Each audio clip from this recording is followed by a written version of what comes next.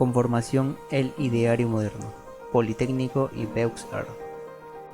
Como introducción a este tema, en el presente trabajo se explica el estilo de las Bellas Artes o Beaux-Arts, en donde se remonta a los orígenes de la misma, comenzando con los movimientos de los siglos XV y XVIII, que han sido de repercusión para revelar este estilo nuevo de la arquitectura. Además, que se hablará de dos arquitectos en donde aplican estos estilos en sus obras. Para ello vamos a remontarnos un poco a los antecedentes de lo que sería el estilo de Beaux-Arts. La arquitectura del Renacimiento o renacentista es aquella diseñada y construida durante el periodo artístico del Renacimiento europeo, que abarcó los siglos XV y XVI. Se caracteriza por ser un momento de ruptura en la historia de la arquitectura, en especial con respecto al estilo arquitectónico previo, el gótico, mientras que, por el contrario, busca su inspiración en una interpretación propia del arte clásico, en particular en su vertiente arquitectónica que se consideraba modelo perfecto de las bellas artes.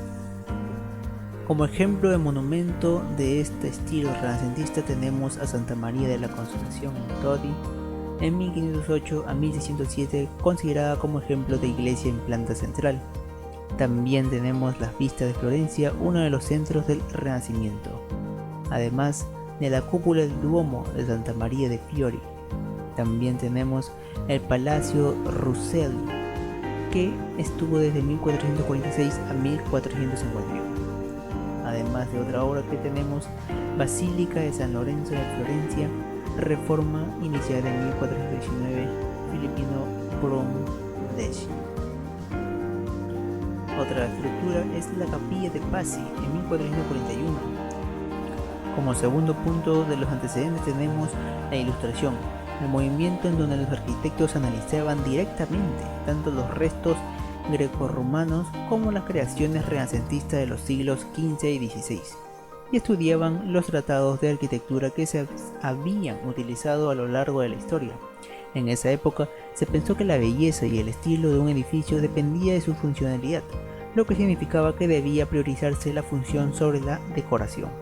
En esa línea comenzó a defenderse la simplicidad ornamental y la perfección con el empleo de las proporciones y la simetría, así como de respecto a la unidad de conjunto del edificio. La mentalidad de la época identificaba lo bello con lo necesario y diseñaba todo elemento decorativo superfluo por innecesario y caro.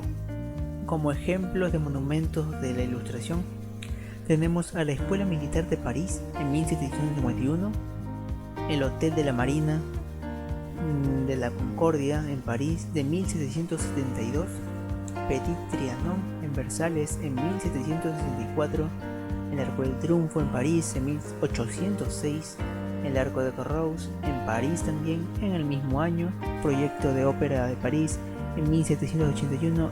Como tercer punto tenemos la Revolución Francesa. El abate Marc-Antoine Leguier propugna en sus obras la necesidad de crear un edificio en el cual todas sus obras tuvieran una función esencial y práctica, en el que los órdenes arquitectónicos fueran elementos constructivos y no solo decorativos, todo ello para hacer una arquitectura verdadera, la cual iba a ser construida con lógica. Los modelos grecorromanos dieron lugar a una arquitectura monumental que reproduce frecuentemente el templo clásico para darle un nuevo sentido a la sociedad civil. Esto que fue como algo contradictorio al movimiento de la Ilustración. Como cuarto punto tenemos la Revolución Industrial.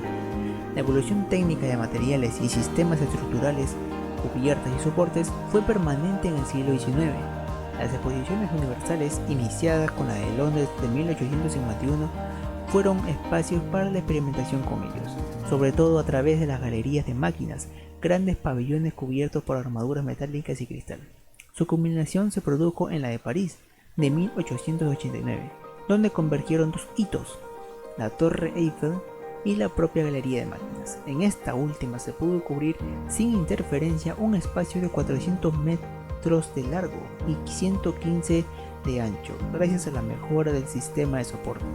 Cubiertas y pilares forman aquí una sola pieza, de modo que la armadura se prolonga hacia abajo hasta llegar al pavimento. Inglaterra se adelantó en la aplicación del hierro iniciándola con los puentes, esto como un detalle adicional. Algunas de las obras que podemos rescatar de este siglo son por el arquitecto Henry Labroux, la Biblioteca de Santa Genova en París en 1840. Otra por el arquitecto Francois Collard, que es la Torre Eiffel hacia 1930. Después tenemos el taller de Gustave Eiffel, el puente de Luis I en 1880. Y por último, el arquitecto Emmanuel Rocco, Galería de Humberto I de 1885 a 1892. Ahora, ya que tenemos claro lo que son los antecedentes de lo que sería el estilo de las Bellas Artes, ahondaremos en este tema en específico. El estilo Beaux Arts o Bellas Artes evolucionó desde el clasicismo francés del estilo de Luis XV y luego el neoclasicismo francés comenzando con Luis XVI. El estilo conocido como Bellas Artes en inglés alcanzó el ápice de su desarrollo durante la segunda periodo de la Tercera República, que siguió el estilo de instrucción que produjo la arquitectura Beaux Arts continuó sin mayor interrupción hasta 1968. El estilo Beaux Arts influyó fuertemente en la arquitectura de los Estados Unidos en el periodo de 1880 a 1920. Por el contrario, muchos arquitectos europeos del periodo de 1860 a 1914 fuera de Francia se alejaron de Beaux Arts hacia sus propios centros académicos nacionales debido a la política cultural de finales del siglo XIX. Los arquitectos británicos del clasicismo imperial siguieron un curso algo más independiente, un desarrollo que culminó en los edificios de gobierno de Nueva Delhi y Sir Edwin Lutyens. La formación de Bellas Artes hizo un gran uso de agrafes, corchetes que unen un detalle arquitectónico con otro, a la interpretación de formas, un hábito barroco, a la arquitectura parlante, en la cual la supuesta adecuación del simbolismo podría ser llevada a extremos de mentalidad literal. Se enfatizó más en bocetos conceptuales rápidos, dibujo de presentación en perspectivas altamente terminados, atención cercana al programa y detalles bien informados. Las consideraciones del sitio tendieron hacia contextos sociales y urbanos.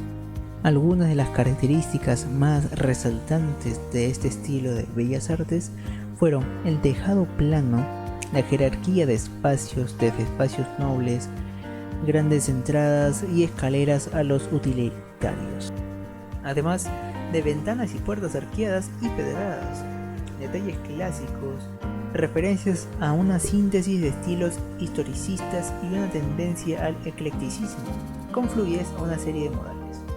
Además de la simetría, obviamente, también tenía estatuas, esculturas, murales, mosaicos y otras obras de arte, todo coordinado en el tema para afirmar la identidad del edificio.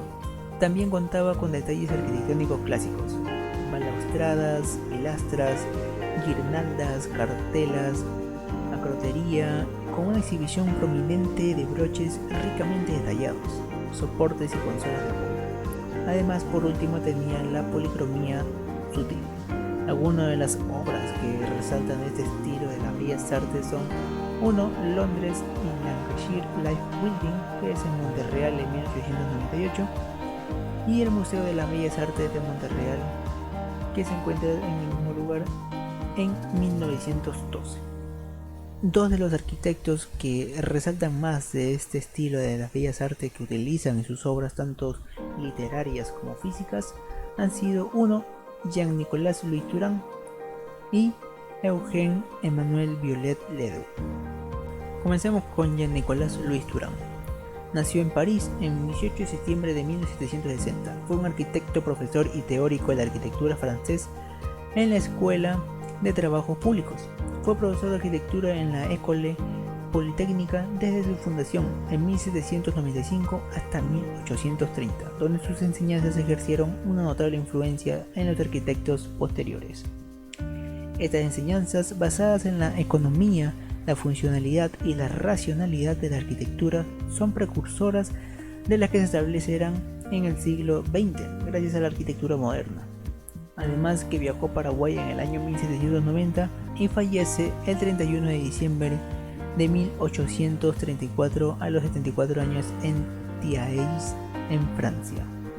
Las dos obras que se destacan de este arquitecto son una que se creó de 1799 a 1801, que se llama la colección y paralelo de todo tipo de edificios antiguos y modernos, donde contiene ejemplos arquitectónicos antiguos y modernos donde todos los planos están a la misma escala. Su objetivo era comparar las diferentes arquitecturas a lo largo de la historia para aprender de ellas.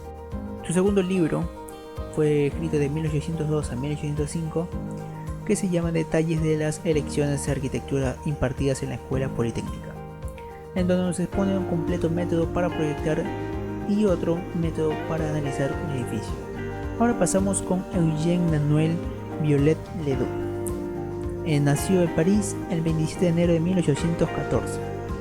Fue un arquitecto, arqueólogo y escritor francés, además que representa una de las más importantes figuras de la escuela regionalista francesa, que rechazó la enseñanza de la Escuela de Bellas Artes, sustituyéndola por la práctica y los viajes por Francia e Italia.